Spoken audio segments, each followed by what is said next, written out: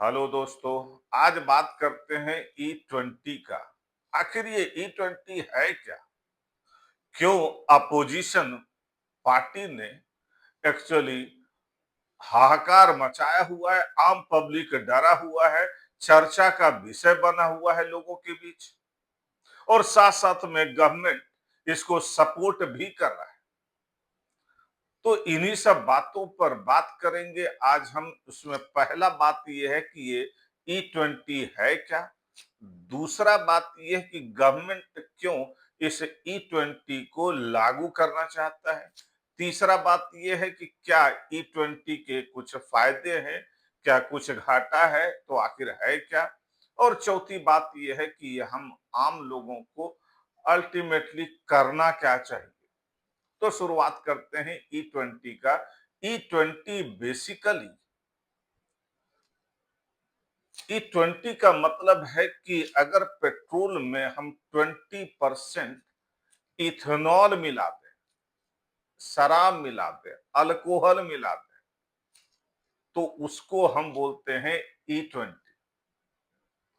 और इसका शुरुआत मेनली ब्राजील में 1976 में हुआ था, जब वहां पर अचानक पेट्रोल डीजल का क्राइसिस हो गया।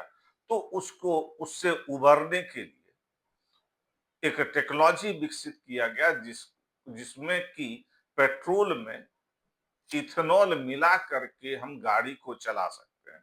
और इंटरेस्टिंग बात आप जानिए कि ब्राजील में बहुत सारी ऐसी गाड़ियां चल रही है आज के डेट में, जिस जो कि 100% इथेनॉल पर बेस्ड है।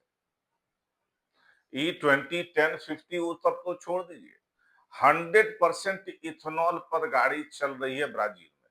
और इसको जो सपोर्ट किया, उसको, इस टेक्नोलॉजी को जो दूसरा कंट्री ने अपनाया, वो था अमेरिका। अमेरिका में भी इथेनॉल मिला करके पेट्रोल को यूज किया जा रहा है, और मोस्ट ऑफ द गाड़ियां इस ढंग से चल भी रही है।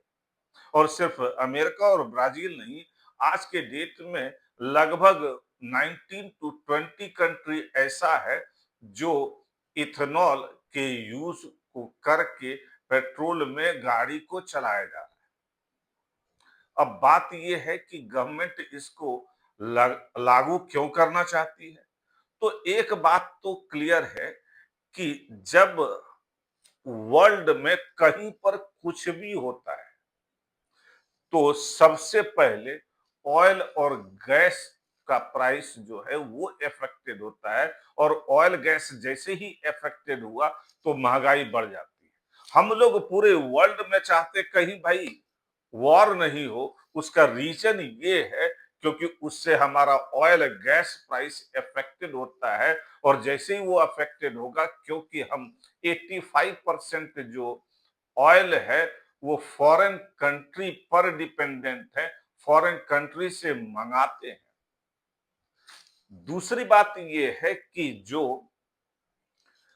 इथेनॉल को अगर हम पेट्रोल में मिलाते हैं, तो ऑब्वियस है कि हमारा जो अ, कृषि प्रधान देश है, जिसमें कि बहुत सारे किसान हैं, उनको बेनिफिट होगा। क्योंकि जो इथेनॉल बनाया जाता है उसमें शुगर केन, मेज और जो आपका जो फूड वेस्ट है उससे बनाया जाता है। तो नेचुरल है कि किसानों को भी एक्चुअली फायदा होता है, थोड़ा प्राइस मिल जाती है, अदरवाइज उसको दिक्कत होता है।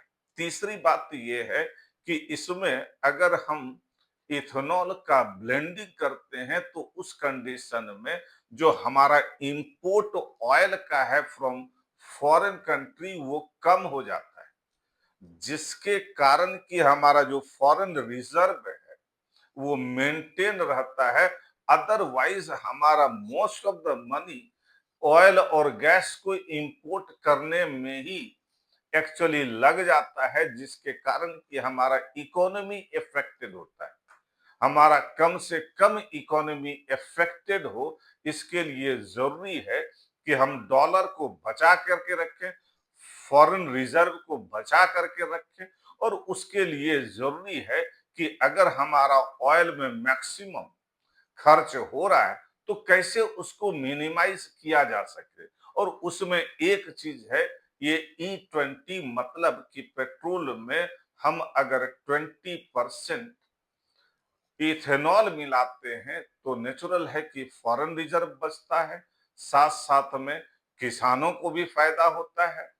और एक और बात है, और वो ये कि जो इथेनॉल से जो कार्बन निकलता है वो बहुत कम निकलता है, जबकि पेट्रोल से एक्चुअली जो कार्बन मोनोऑक्साइड गैस निकलता है वो बहुत ही ज्यादा हेजार्डस होता है लोगों के लिए।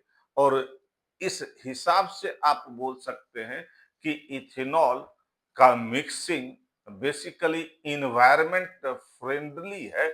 और साथ साथ में ये जो इथेनॉल है ये रिन्यूएबल एनर्जी है, आप जितना चाहें खुद प्रोड्यूस कर सकते हैं। इसीलिए गवर्नमेंट इस E20 को लागू करना चाहता है। लेकिन जो अपोजिशन है या जो गवर्नमेंट के अगेंस्ट लोग हैं, वो तो इस पॉइंट को एक भ्रम फैलाने का एक जरिया बना दिया है। तो आखिर इसमें इथेनॉल मिलाने से होता क्या है, अगर हम उसके विषय में बात करें तो पॉजिटिव बात तो क्लियर है कि इससे इन्वायरमेंट फ्रेंडली होता है, जो कार्बन इमिशन होता है वो कम होता है, कार्बन मोनोऑक्साइड गैस कम निकलता है, जिसके कारण कि हमारा इन्वायरमेंट सही रहता है। लेकिन अगर हम इसके नेगेटिव एस्पेक्ट को सोचें तो चूंकि इथेनॉल का जो कैलोरीफिक वैल्यू होता है वो रिलेटिवली पेट्रोल से कम होता है, इसलिए जो ओल्ड गाड़ियां हैं उसमें अगर आप इसको यूज कीजिएगा तो एक्चुअली ये 1 से लेकर के 6% परसेंट तक बेसिकली जो माइलेज है वो कम हो सकता है। और ये बात जो हम बोल रहे हैं इसके लिए 3 रेफरेंस है, एक times of India, economic times, और साथ साथ में जो गडकरी ने भाषण दिया था पार्लियामेंट में उसके आधार पर हम बोल रहे हैं। दूसरी बात एक चीज ये भी है कि जब इथेनॉल आप मिलाते हैं तो उस कंडीशन में जो रबड़ है, जो प्लास्टिक है, और जो इंजेक्टर होता है एक्चुअली फ्यूल इंजेक्टर जो कि इंजन में होता है वो इफेक्टेड हो सकता है और होता है। लेकिन ये ओल्ड गाड़ियों के लिए ही वैलिड है, अदरवाइज इसमें ना तो एक जो रूमर फैलाया जा रहा है कि हमारा गाड़ी खराब हो जाएगा, ऐसा नहीं है। ये रूमर भी फैलाया जा रहा है कि जो माइलेज है वो आधा हो जाएगा, ऐसा भी नहीं है। जो नया मॉडल है, बल्कि ES3 के बाद जो भी मॉडल है उसमें इस टाइप का व्यवस्था है जिससे कि हमारा कोई भी गाड़ी को डैमेज नहीं पहुंचेगा। माइलेज भी हो सकता है कि कम ना हो, लेकिन इसके अलावा मुझे इसमें और भी कोई डिमेरिट नजर नहीं आ रहा है।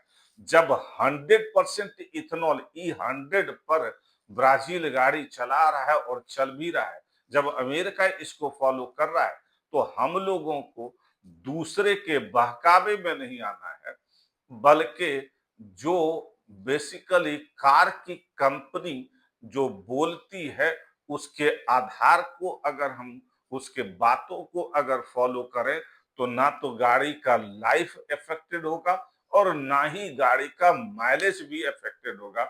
इसलिए खुल करके देश का सपोर्ट कीजिए, किसान का सपोर्ट कीजिए, हमारा गाड़ी भी खराब नहीं होगा। इसलिए E20 जो अपोजिशन और लोग फैला रहा है उसके बातों पर ध्यान बिना दिए अपना आराम से गाड़ी चलाइए। Okay, thank you.